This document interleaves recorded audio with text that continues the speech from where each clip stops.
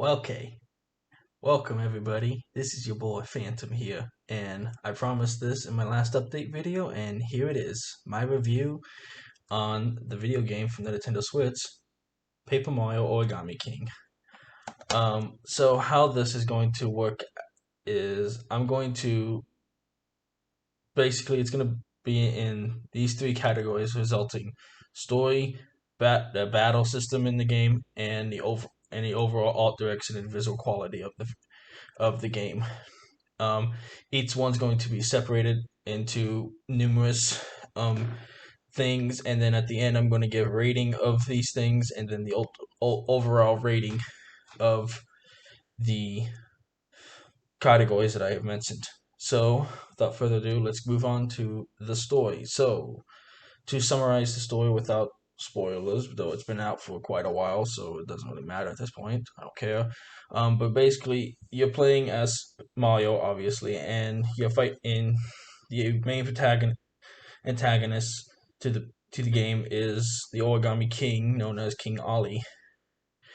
Um, Now you go around all these different worlds trying to basically destroy the streamers that King Ollie has around the Princess Peach's castle, and that's pretty much it. There's a bunch of hilarity and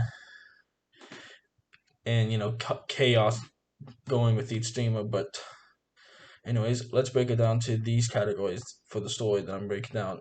The overall character dialogue and character dialogue, how how well the story was written, and the character and like the humor that the story involves. So for the overall character dialogue, um, I actually quite enjoyed there's actually some points in the game where I legit laughed at some of the stuff, but that's also getting to the humor. So we're kind of I'm mixing both my categories in,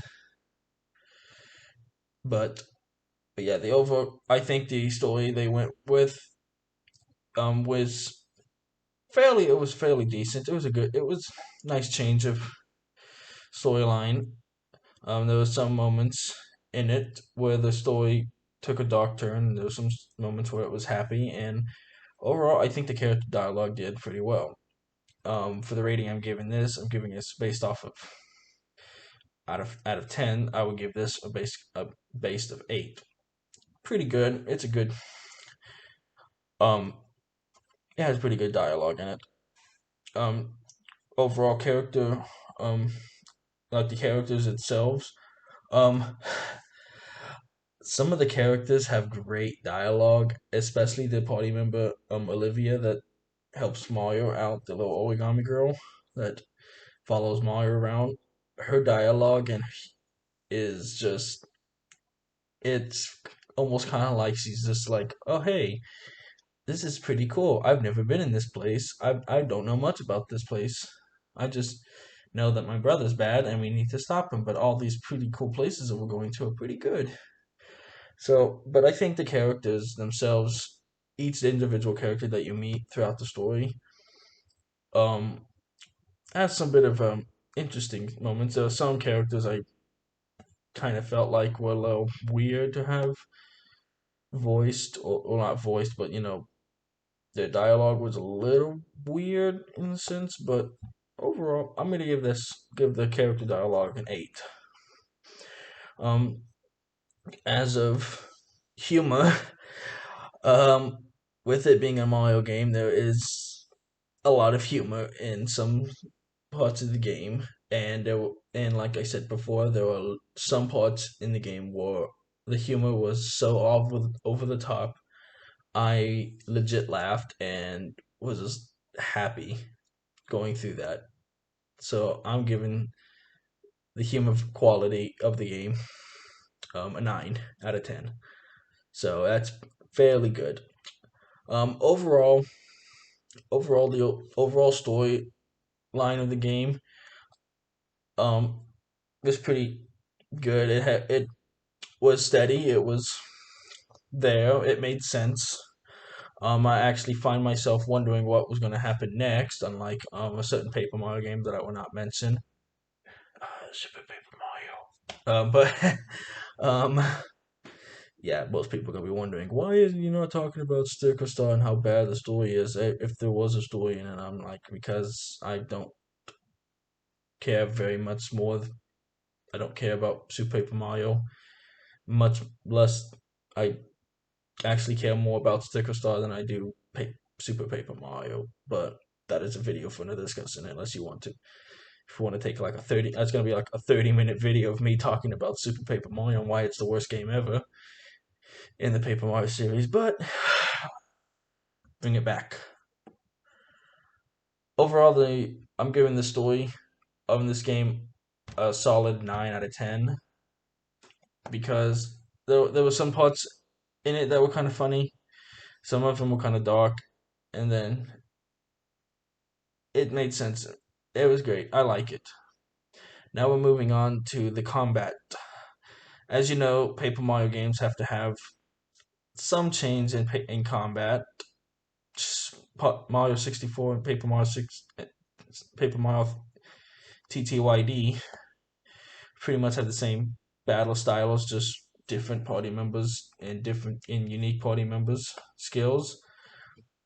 Super Paper Mario, as I mentioned, has changed the combat immensely to for the worse.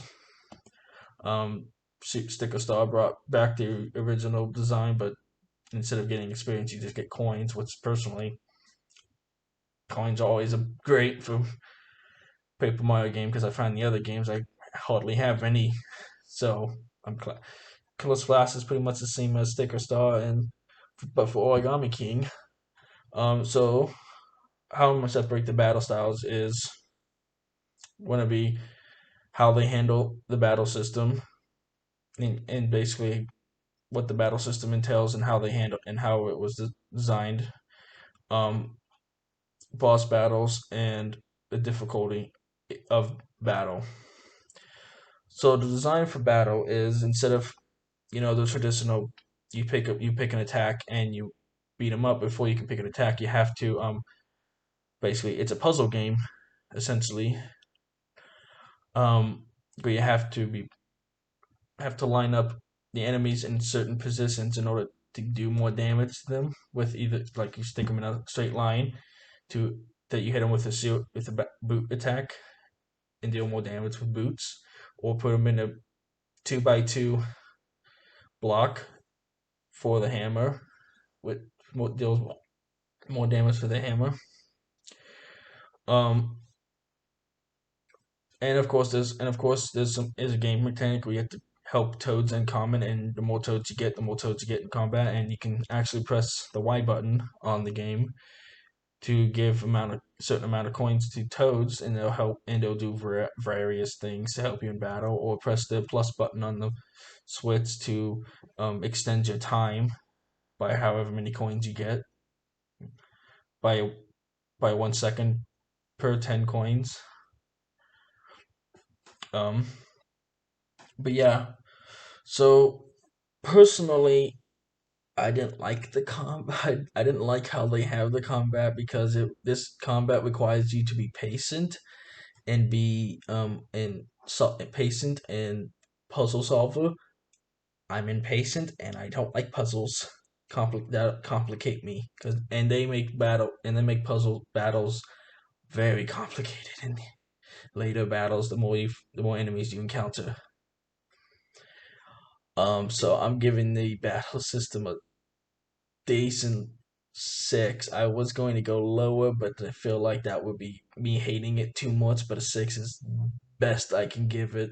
I I don't like how they handle it. I don't like how they deal with it. I think they should have just kept it like they did in Sticker Star, or you know, jump on that bandwagon, bring it back like more like my Thousand Year Door and stuff. But yeah, the battle system, how they handle it, and all that, that's a 6. In terms of boss battles, now boss battles are actually some of them are actually pretty fun. Some of them are actually pretty complicated, and some of the boss fights are hard. Like I mean, the fight like some of the boss fights are hard. Like the later on you get, the more complicated they get. The more complicated and more hard like. That's when difficulty gets shot up through the roof, especially the final boss, because you have to basically fight. Spoilers, by the way, for the final boss, but not really. You have to fight him three phases. The third phase, I got at least 5 game overs on, because the final phase you have to fight in the final boss is you have basically have to put together a puzzle within a certain amount of turns. Otherwise, instant game over. There's another boss fight. I think it's the third to last boss in the game, where you have to. It's the third to last. Yeah, it's the third to last boss, where the boss has an attack that if you don't dodge out of the way, because you can't block it, you can't block this attack. You have to dodge it, and if you fail to dodge, it's an instant death attack. But yeah, I'm giving it a solid 7, because I'm giving the seven. I'm gonna give it an 8 out of 10 for the bosses, because some of the bosses are actually pretty fun to fight, but some of the bosses are also really hard to fight. So yeah, um, next and finally for combat is, oh gosh, what did I just said it 5 minutes ago, and I'm already drawing a blank of what the final thing was I wanted to talk about. Oh yeah, difficulty. So yeah, difficulty in certain battles just get hard. I don't know if this is actually what I have for the category, but I'm just putting one on the spot just because I can't remember. But yeah, difficulty in terms of this game, how difficulty is going to affect this rating is actually going to make this a little worse. So the higher the difficulty, the probably the lower the score for combat is going to be. Just so you know. But yeah, but the difficulty for this game, for the combat at least, is I'm giving it a solid 8 for difficulty. It is a very hard game if you're not patient like I am, or you don't like solving puzzles like me as well. You're not gonna have a fun time in these boss fights. Yeah, it'll be fun the first time, but then after a while, you just kind of end up like me in later runs, and you just avoid fights as much as you can. But yeah, overall, the total combat, as much as I like the bosses, and as much as I like the bosses because of the difficulty and because of the way combat is handled, I'm giving combat a 7 out of 10. Not bad, but it's also not good, personally, in my opinion. To me, a 7 out of 10 is average. So finally, we're gonna get on to the next and last topic for the game, which I also just said 5 minutes ago, and I can't remember. Um. Oh yeah, it was about the art direction in the game. Art direction is just going to be one category, and it's just going to be me talking about it. So the art visuals in the game, some of them are actually really pretty and really creative in some of the art directions in the areas, and it almost make me feel like that this game actually has done a lot to make this a really pretty game and all that. And the styles they did for the enemies being not the enemies you don't expect them to fight in the game, and the way they handle some of Mario's abilities and stuff, I think that's just pretty. So I'm giving art direction a solid 8. So overall, while the story and the art direction in the game I liked um a lot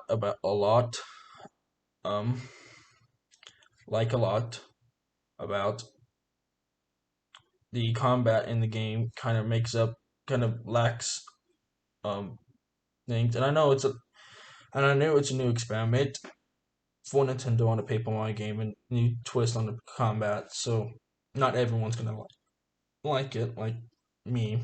I mean, not everyone's gonna like new things from a Paper Mario game. Just look at the Sticker Star community.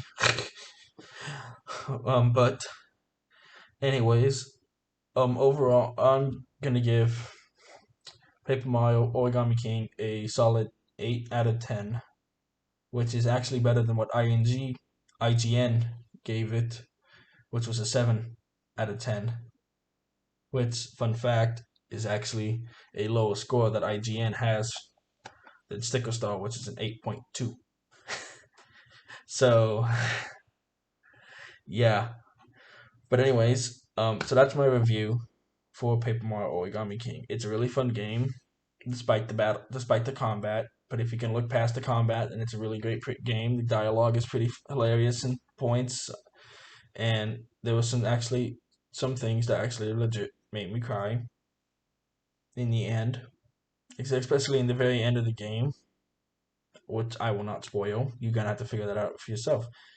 So, anyways, thanks for watching, and hope to see you in another video game review, which will probably be. I'm actually gonna do another, which to let you know what I'm gonna be doing. Um, sometime. As you know, I'm finishing up my senior year in college, so video making is gonna be very difficult and very um hard at the time being. But I promise to put more videos out as much as I can. But anyways, the next video game review that I'm gonna do is actually gonna be a video game that most people not probably have taken for granted, and that is a video game for Astral Chain from the Nintendo Switch as well. So see you next time, Phantom Knights, and I will see you guys on the next video game review, and probably whenever I decide to stream, which will probably either be World of Warcraft or something. I don't know. Anyways, bye.